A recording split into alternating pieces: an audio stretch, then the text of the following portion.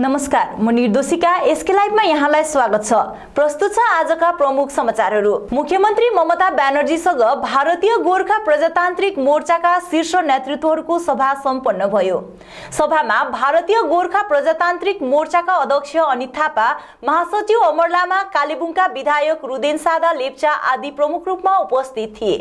सभापछि पत्रकारहरूलाई सम्बोधन गर्दै महासचिव अमर लामाले सभा छोटो तर एकदमै राम्रो भएको अनि जीटीए चुनाव चाँडै गराउने मुख्यमन्त्रीको पहललाई आफूहरूले स्वागत जनाएको बताए। साथै तिनले आफूहरूले पुरानै मागहरू लिएर मुख्यमन्त्रीलाई ज्ञापन समेत बुझाएको बताएका छन्। आपकी तरफ से क्या बताए Mamata Banerjee? We had a very short but very good meeting. So Chief Minister Madam has again reiterated that there would be a GTA election very soon and we have welcomed her statement, her decision.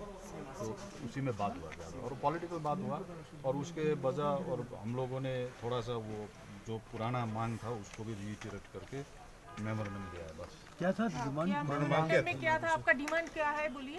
Demand तो as it is Panchayati Raj system होना चाहिए। उसमें as per the accord of Gorkhaland territorial administration section 26 there should have been a 3-tier panchayat in district of Darjeeling. That accord was signed in the year 2011 when Kalimpong was not a district. Now Kalimpong has become a separate district and they too have a legitimate right to ask for a 3-tier panchayat.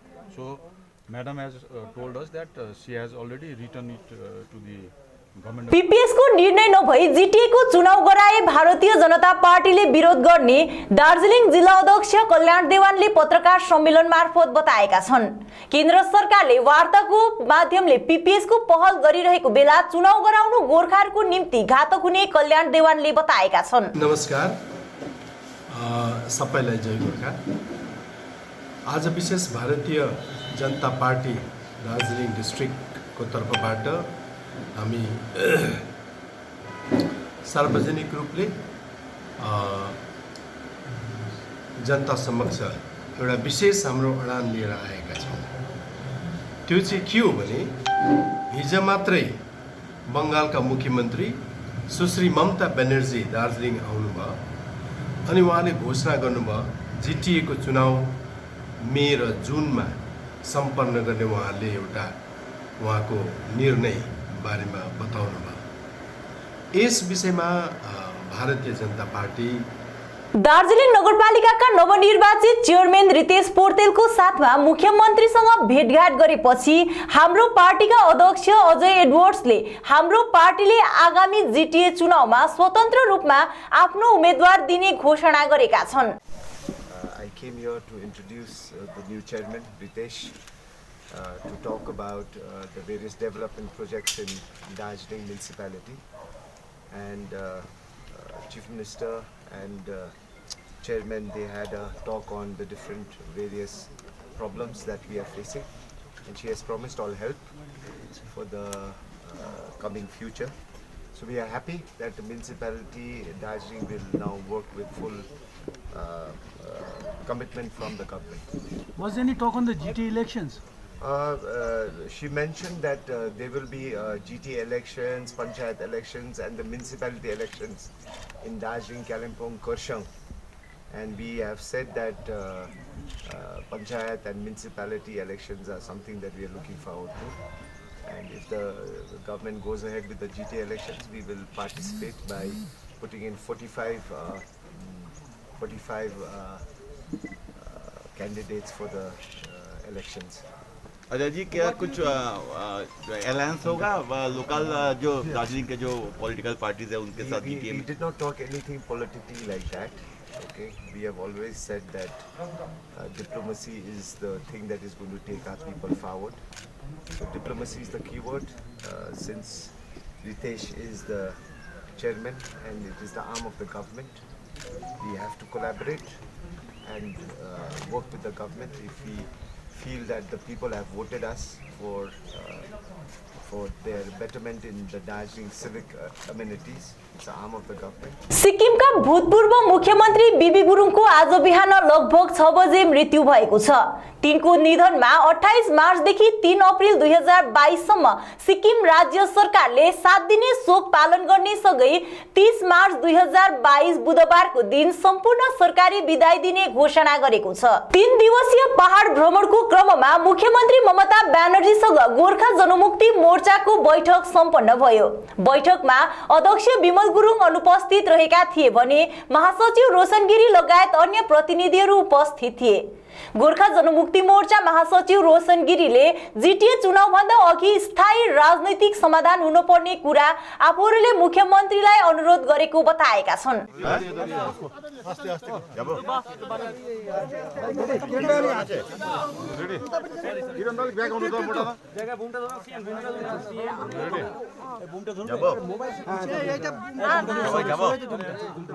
একটু কাউকে দিয়ে ধর, আমি তিনটা কি করে ধরবো?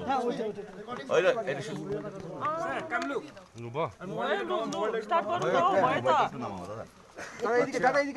GTA নির্বাচন আপনারা চাইছেন বা চাইছেন না, কি মানে? आज हमारा डेलीगेशन जिसमें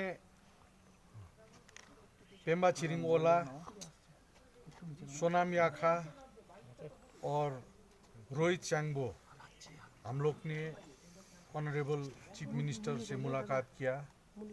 तो उसमें अरूप विश्वास जी भी था, इंद्रनील सेन भी था, और हम लोग ने मैडम को रिक्वेस्ट किया है कि जीटीए इलेक्शन से आगे पॉलिटिकल सॉल्यूशन कर दिया जाए ताकि जनता का लिए अच्छा होगा। तो मैडम ने बोला है कि इसका लिए ड्राफ्ट देने का लिए हम लोग 2 अप्रैल को कालिम्पोंग में एक सेमिनार कर रहा है। तो उसका बाद हम लोग ड्राफ्ट प्रपोजल देंगे। 3 तारिक को ही हम लोग ड्राफ्ट प्रपोजल देंगे। पश्चिम सिक्किमको मंगलबारे ब्लकले आज लागू पदार्थको रोकथाममाथि 1 दिवसीय जागरुक शिविर सुलडुङ कामलिङ ग्राम पञ्चायत इकाइको प्रेक्षागृहमा आयोजना गरेको छ। सो शिविरमा रिन्चेनपुङ निर्वाचन क्षेत्रको एसकेएम पार्टीका प्रभारी पूर्व छिरिङ भोटिया मुख्य अतिथि रहेका थिए। शिविर सुरु हुन अघि सिक्किम सरकारका भूतपूर्व मुख्यमन्त्री बीबी गुरुङको निधनमा 2 मिनटको मौन धारण गरेर शोक समवेदना प्रकट गरिएको थियो।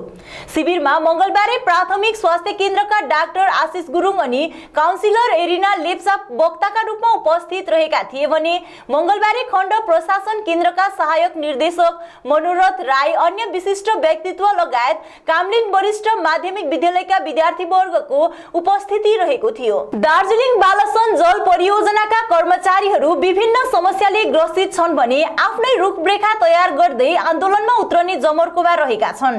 दार्जिलिङ बालसन जल परियोजना कर्मचारी संगठनले 3 दिनको विकल्प दिँदै नर्थ बेङ्गल मेकानिकल डिभिजन पीएचईलाई पत्रचार गर्ने पनि बताएका छन्। नमस्कार। र आज हामी बालसन दार्जिलिङ जल परियोजनाका कर्मचारीहरू जो आजसम्म पहाडमा एउटा ओझेलमा परेका कर्मचारीहरूको रूपमा हामी आफूले आफूलाई सम्झेका छौँ। कारण हामी बितेको 2008 साल यानि कि जति बेला बालसन जल परियोजनाको दार्जिलिङमा पानी प्रदान गर्नको लागि कन्स्ट्रक्सन सुरु भएको थियो, त्यो समयदेखि नै हामी उक्त कन्स्ट्रक्सनमा अर्थात् उक्त कम्पनीमा हामी कार्यरत छौँ।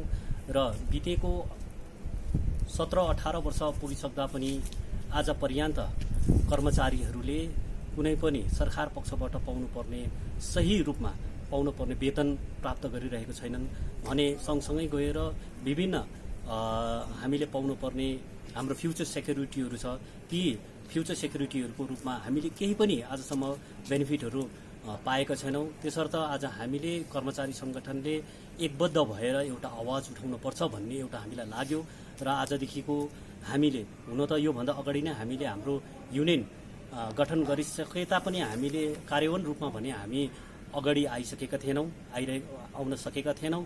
र अहिले भने हामीले आज एउटा अन्तिम रूप दिँदै अब उक्त युनियनले हामीले एउटा आन्दोलन गर्ने एउटा रूपरेखा आजको सभाले हामीले पारित गऱ्यौँ। त्यसमा अब हामीले सरकारलाई एउटा गणतान्त्रिक पद्धतिमा लोकतन्त्रको हिसाबमा हामीले कस्तो प्रकारले आन्दोलन गर्ने भन्ने सन्दर्भमा हामीले चर्चा गरिसकेपछि गणतन्त्र अनि लोकतन्त्रलाई नै हामीले आधार बनाएर सर्वप्रथममा हामी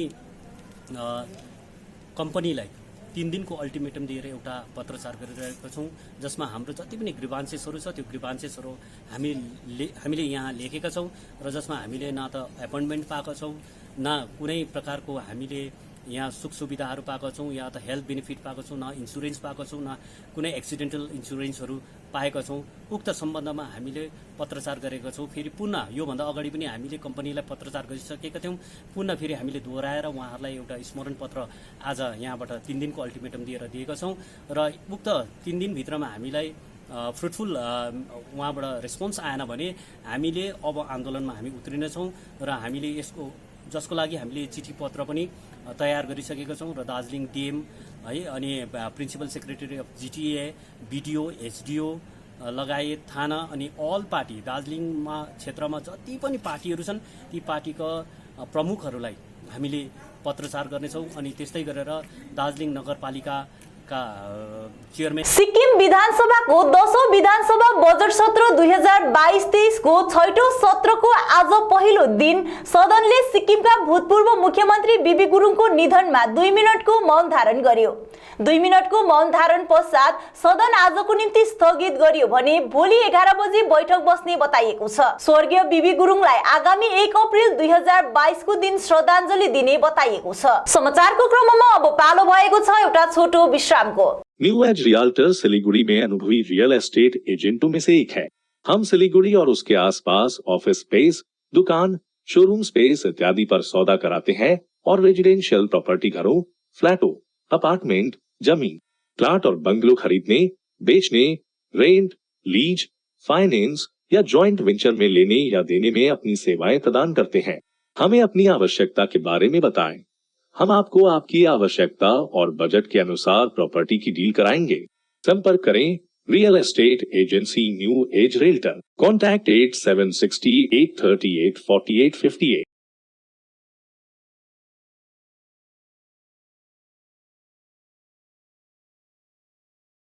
सर मिठाई खाइए सर, बिटिया ने 12वीं पास कर लिया। अरे वाह, आगे की पढ़ाई का क्या सोचा? अरे कहाँ गुंजाइश है। ना ना ना, जरूरत गुंजाइश की नहीं समझदारी की है। अरे आज ही बिटिया का एडमिशन डीपीएमआई में करवा दीजिए। डीपीएमआई बैठिए। पिछले 20 सालों से पैरामेडिकल का नामी इंस्टीट्यूट है। डीपीएमआई के पास आउट्स की डिमांड आज सिर्फ देश में ही नहीं बल्कि विदेशों में भी है। और हाँ, ये सब तुम्हारे बजट। डीपीएमआई, सम्मान के साथ सुनिश्चित रोजगार।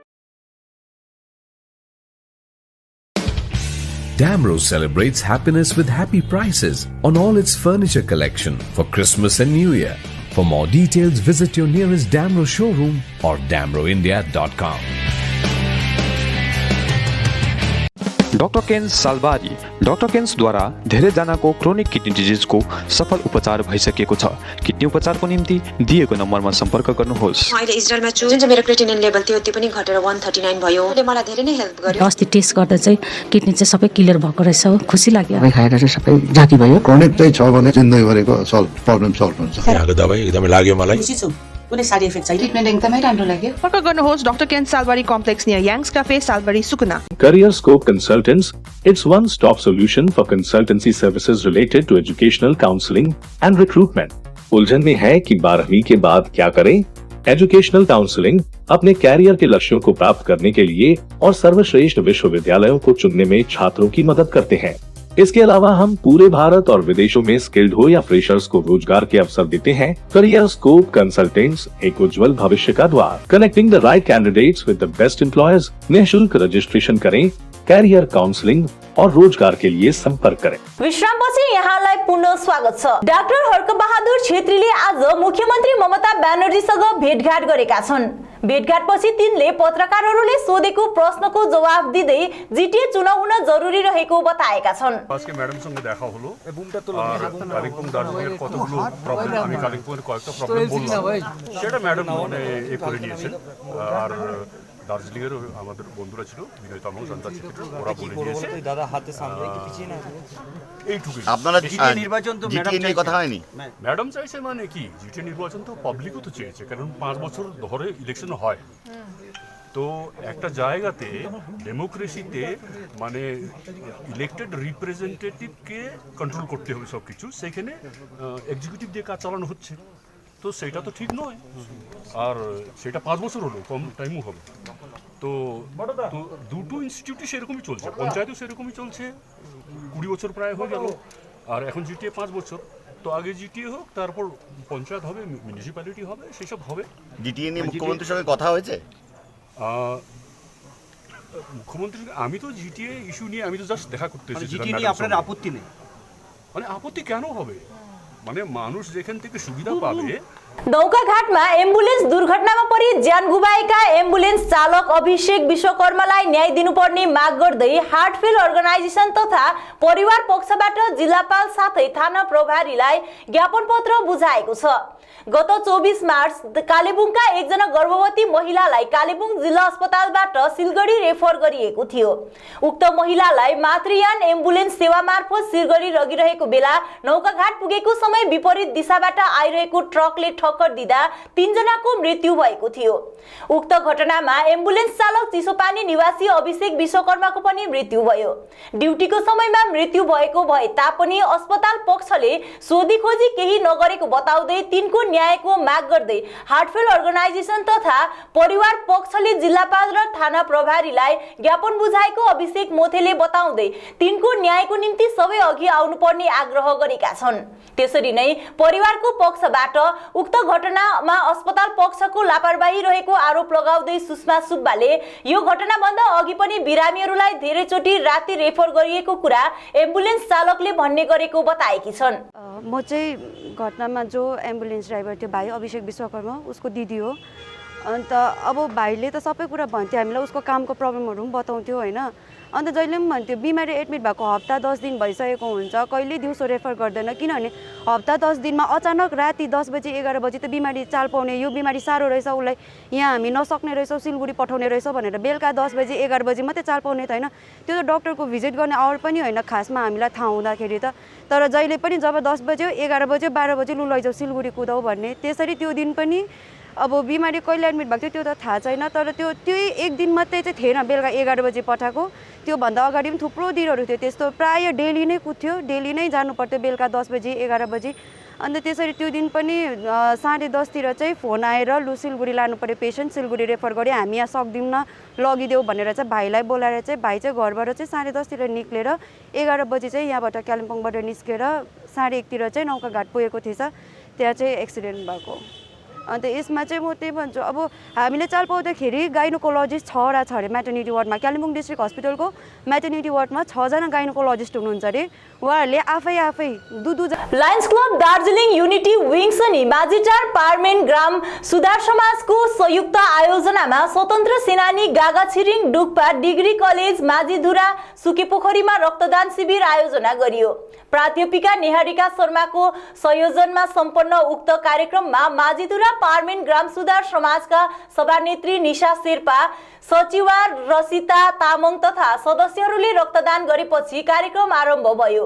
डिग्री कलेजका सम्पूर्ण शिक्षण अशिक्षण कर्मचारीहरूको विशेष सहयोगमा सम्पन्न उक्त कार्यक्रममा माझीधुरा पार्मेन लगायत सुकेपोखरी बजारका धेरैले रक्तदान गरे।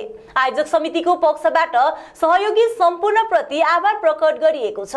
दार्जिलिङ पुलबजार खण्ड अन्तर्गत गोगदुई ग्राम अधीनस्थ पदेङ झरना समाजद्वारा गोर्खा चेरिटेबल अस्पतालका निर्माण समिति महासचिव तथा समाजसेवी सुरेन प्रधानलाई क्यान्सर रोगी स्थानीय दावाकित लेप्चा खवासलाई उपचारको निम्ति ठूलो भूमिका निभाएको भन्दै सम्मान जनाएको छ। समाजका सदस्यहरू तिनकै निवास पुगी सम्मान जनाएको हो। बिजनबारी ब्लक अन्तर्गत कोलबुङ पदेङ झरना समाजका कर्मठ सदस्यगण यहाँ मेरो वासस्थानमै आएर मैले गरेको सेवा कार्यहरूलाई मन पराएर त्यसले प्रभावित भएर उहाँहरूले मलाई जुन सम्बर्धना दिनुभयो त्यसको निम्ति म उहाँहरूप्रति आभार व्यक्त गर्दछु। र यो मैले कोलबुङबाट आएका बिरामी दावाकित लेप्चा खवास जो ब्रेस्ट क्यान्सरले पीडित छन्, अहिले मेडिकलकै बाहिर बसिरहेका छन् र मेडिकलमा त्यो धेरै लामो ट्रिटमेन्ट हुने हुनाले त्यहाँ प्रोसेसमा समय लाग्ने हुनाले उहाँलाई डाक्टर बासव सरकारको अन्डरमा बाहिरै हामीले ट्रिटमेन्ट गराउँदैछौँ र त्यो एकदमै गरिब बिमारीलाई धन विचाराहरूले आउँदै मसँग कन्ट्याक्ट भएको कारण विश्व शान्ति तथा भाइचाराको सन्देश दिँदै गोकदुई ग्राम अधीनस्थ नेजी गाउँमा आयोजित 7 दिवसीय भागवत कथासँगै महायज्ञको आज समापन गरिएको छ। सामाजिक रूपमा स्थानीय अप्पर नेजी माध्यमिक शिक्षा केन्द्र प्राङ्गणमा आयोजित महायज्ञमा कथावाचकको रूपमा विनोद भट्टराई रहेका थिए भने तिनैको नेतृत्वमा 7 दिनसम्म महायज्ञ आयोजना गरिएको आयोजक समितिले जनाएको छ। यस पुनित कार्यमा सहयोग पुर्याउने सबैमा आयोजक समितिले आभार प्रकट गरेका छन्। म के भन्न चाहन्छु भने हामीले जुन यो 22 तारिक 3 महिना 2022 देखि लिएर आज अन्त 28 तारिक 3 महिना 2022 सम्म यो श्रीमद् भागवत महायज्ञ सञ्चालन गर्यौं र सम्पूर्णलाई म के भन्न चाहन्छु भने यो यहाँनिर यस खेल मैदानमा अन्य कार्यक्रमहरू पनि भयो। जस्तै हामीले विभिन्न प्रकारको खेलकुद भलिबल फुटबलहरू गऱ्यौँ र त्यो भलिबल फुटबल भन्दाखेरि यहाँनिर यस श्रीमद् भागवत महायज्ञमा चाहिँ पहिला दिन यहाँनिर हामीलाई लागेको थियो यहाँनिर यसपालि मान्छे अलिकति कम्ती आउँछ कि जस्तो लाग्यो, तर 2 दिन 3 दिन बढ्दै गयो। हाम्रो यो जुन प्रचार प्रसार हुँदै गयो र अन्य गाउँकोहरूलाई पनि सुन्न थाले यो धार्मिक विषयहरू र त्यो विषय सुन्दा उहाँहरू एकदमै यहाँनिर धार्मिक मनोभावहरू यहाँनिर उपस्थित हुनुभयो। उहाँहरूले आएर हामीलाई धेरै मात्रामा सहयोग पुर्याइदिनु भयो। उहाँहरूलाई हामी आयोजक कमिटी लगायत सम्पूर्ण गाउँका महानुभावहरू हामी धेरै धन्यवाद दिन चाहन्छौँ। मिरिकमा गत 5 दिन अघिदेखि जारी सृष्टिश्री मेलाको आज विविध कार्यक्रमको साथमा समापन गरियो। यस विषयमा मिरिक खण्ड विकास अधिकारीले अधिक जानकारी गराएका छन्। सृष्टिश्री मेला का जो उद्देश्य था वो जो एसएचजी ग्रुप में जो प्रोडक्ट और उनका जो प्रोड्यूस बनता है वो उनको मार्केटिंग उनको जो सबको साथ जो प्रचार के लिए ये मेला तो 5 दिन तक ये चले मेला। हाँ। तो इस 5 दिन में स्वनिर्भर दल जो एसएचजी ग्रुप है उन लोगों को कितना प्रोत्साहन मिला? इन लोगों को डेली यहाँ पर डेली मोर देन 50,000 तो उनको सेल हुआ था डेली। और जो हमारा जो फूड स्टॉल है वहाँ पे भी वो डेली 30 से 40,000 सेल हुआ। तो 5 दिन का जो मेला था वो दार्जिलिंग का तरफ से हम लोगों ने ऑर्गेनाइज किया। वो मेरा पर एक जिम्मेदारी है डिस्ट्रिक्ट से मेरा जो आयोजन के भाग कितना सफल रहा मेला? I think it is 100% successful. I have been receiving the feedback from everyone that Mela has been successful. पहिलो तितस लेप्चा स्मृति साहित्य पुरस्कार एवं तितस लेप्चा स्मृति शैक्षिक पुरस्कार आलङ्करण कार्यक्रम आज खरसाङ महकुमा अन्तर्गत सिटोङ 1 ग्राम पञ्चायतको डायरी गाउँमा सम्पन्न भएको छ। डायरी गाउँको गोलघरमा सम्पन्न एउटा कार्यक्रम बीच पहिलो तितस लेप्चा स्मृति पुरस्कार सोनादाका युवा स्रष्टा नरेश कटुवाललाई प्रदान गरियो भने पहिलो तितस लेप्चा स्मृति शैक्षिक पुरस्कार गत वर्ष 2021 मा माध्यमिक परीक्षामा अब्बल अङ्क ल्याएर उत्तीर्ण सिटोङ 2 ग्राम पञ्चायतको मामरिङ युवासी विद्यार्थी श्वेता छेत्रीलाई प्रदान गरियो। हवस् त आजको समाचार यति नै। भोलि पुनः अर्को बुलेटिन लिएर उपस्थित हुने नै छौं। तबसम्मको निम्ति हेर्दै गर्नुहोस् एसके लाइभ। तपाईको समय तपाईको समाचार। धन्यवाद।